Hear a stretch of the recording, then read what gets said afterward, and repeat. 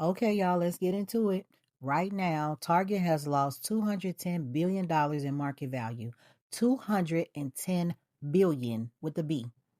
And all of this because they decided to cut a $2 billion DEI program. Now, let me break this down. 2 billion to them just was a budget line. But what that budget represented was opportunity for suppliers, jobs for employees, and investment in communities that look like us. They thought they were making a quiet cut. Instead, they made the loudest announcement possible that diversity, equity, and inclusion they love to market wasn't worth sustaining when it came to real dollars. They basically told the world we would rather cut our nose off and bleed out than continue investing in Black folks and marginalized communities. And here's the thing, it's not just Target. This situation is a mirror for how so many corporations and even everyday people operate when it comes to us. They smile, they nod, they take our money, but deep down, they don't value us, they don't value our presence, and they sure don't value our dollar.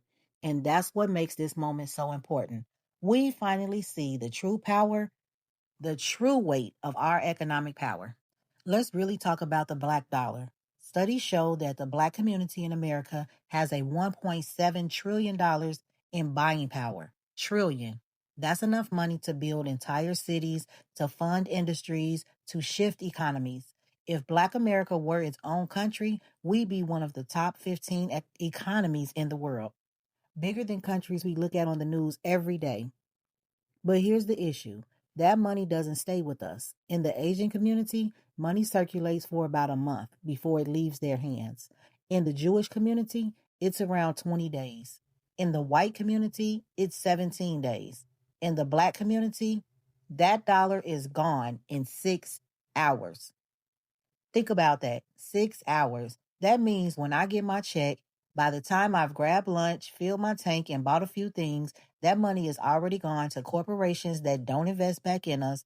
It doesn't go into Black owned banks, Black owned stores, or Black owned investments the way it should. Now, we spend, nobody can ever say we don't. We are some of the most loyal, consistent consumers in this country. But loyalty without leverage is just exploitation. And that's where we get trapped. We're giving and giving and giving, but we don't stop to demand that companies give back. And when we don't hold them accountable, they think they can keep disrespecting us and still expect us to show up tomorrow. Now, let's break this down. What happened at Target? This wasn't about them suddenly being broke or struggling. Target is a billion-dollar company that's been thriving for years. That $2 billion DEI program wasn't a handout. It was an investment. It meant bringing in more diverse suppliers so we could see our products on the shelves. It meant hiring and promoting more people of color into leadership positions. It meant funding programs that supported underrepresented communities. In short, it meant they were putting money where their mouth was. But instead of honoring that commitment, they folded. Why? Because they felt pressure. Pressure from political groups pushing back against DEI, pressure from certain customers who didn't like seeing inclusivity reflected in their stories, and rather than stand firm, Target caved. But look what happened. They cut $2 billion and lost $210 billion. That's like trying to save a dollar and losing your whole bank account. And you know what that tells me? It tells me companies would rather risk everything than stand 10 toes down for us. And this is not just about Target. You see the same thing happening across corporate America. Companies are quietly rolling back diversity programs, changing language on their websites, and pretending like it's business as usual. They think we won't notice, but we see it and we have to talk about it. Here's where it gets nasty, the hypocrisy. Every February, these companies are the loudest ones. They put up commercials with Black families smiling. They run specials on dashikis and kente cloth. They give us one aisle in the store labeled Black-owned brands. But where is that energy in March, April, or December? Where is it when decisions are made about who sits in the boardroom? Where is it when contracts are being given out? See, it's easy to throw up a Black History Month display. It costs them nothing, but gives the appearance of support. But supporting Black businesses year-round, that costs real commitment. Promoting a Black employee to senior leadership instead of just middle management, that costs them power. And too many corporations don't want to make that sacrifice. They'll lift every voice and sing in a commercial during the Super Bowl, but behind closed doors, they won't even lift a finger to create real equity. That's the hypocrisy. They want the optics of supporting us without the accountability of truly standing with us. You know what's so wild to me? None of this is new. The devaluing of Black economics has been a part of America's DNA since day one. Let's take it back to Black Wall Street in Tulsa, Oklahoma. In the early 1900s, Black people had built a thriving, self-sufficient community. We had our own banks, our own schools, our own hospitals. We were circulating our dollar among ourselves, building wealth and independence. And what happened? They burned it down. Why? Because economic independence made us too powerful. It threatened the status quo. Fast forward to today, every time we start to build momentum, there are systems put in place to tear it down.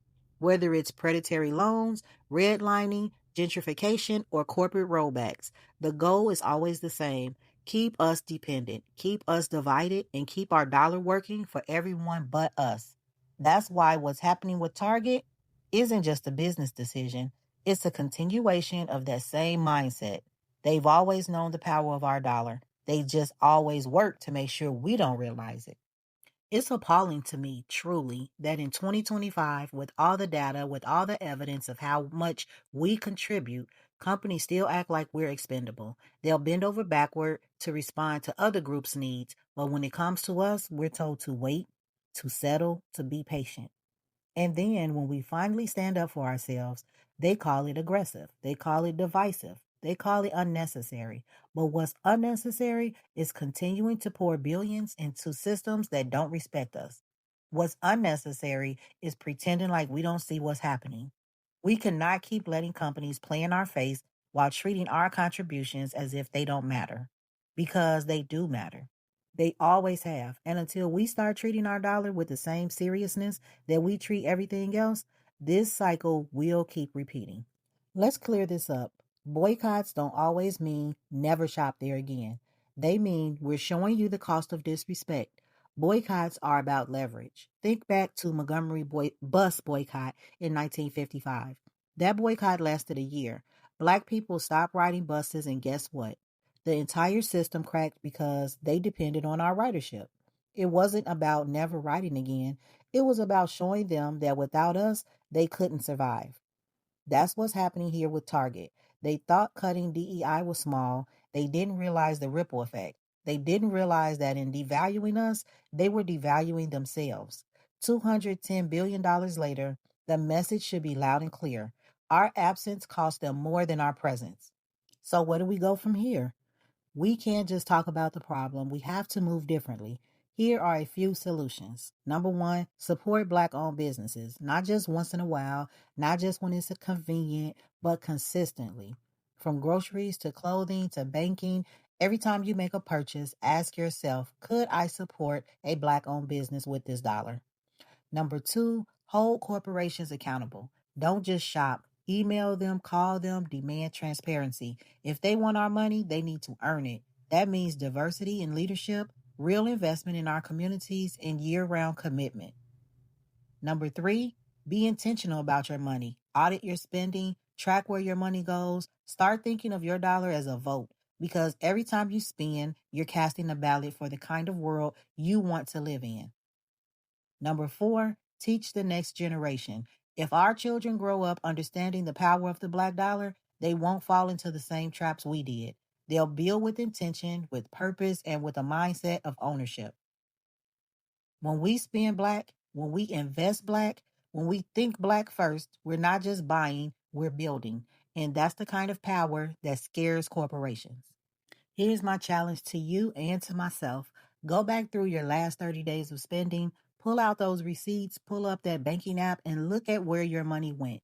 Then ask yourself, how much of that went to Black businesses? How much of that stayed in our community? If the answer is little to none, don't beat yourself up, but change it. Make a conscious decision that starting today, you're going to be more intentional, because it's not just about you, it's about us collectively. And let's be clear, if $2 billion in DEI is disposable to them, then we need to make $10 billion in losses, the standard reminder that we are not to be ignored. Respect isn't given, it's leveraged, and the black dollar is leverage. Family, let's keep it plain. America may not value the black dollar, but it cannot survive without it. The Target boycott isn't just about one store or one program. It's about us realizing our power. When we move, economies shift. When we withhold it, markets crumble. When we don't have to beg for a seat at the table, when collectively we already own the table. So the next time somebody tries to tell you the black dollar doesn't matter, remind them $2 billion cut turned into $210 billion lost. And that's not just math, that's movement. Thank y'all for hanging out with me. Don't forget to like, comment, and subscribe if you're feeling the vibe. And follow me on all socials at RSVP with Lori for more fashion, beauty, and lifestyle realness. Until next time, your RSVP is confirmed.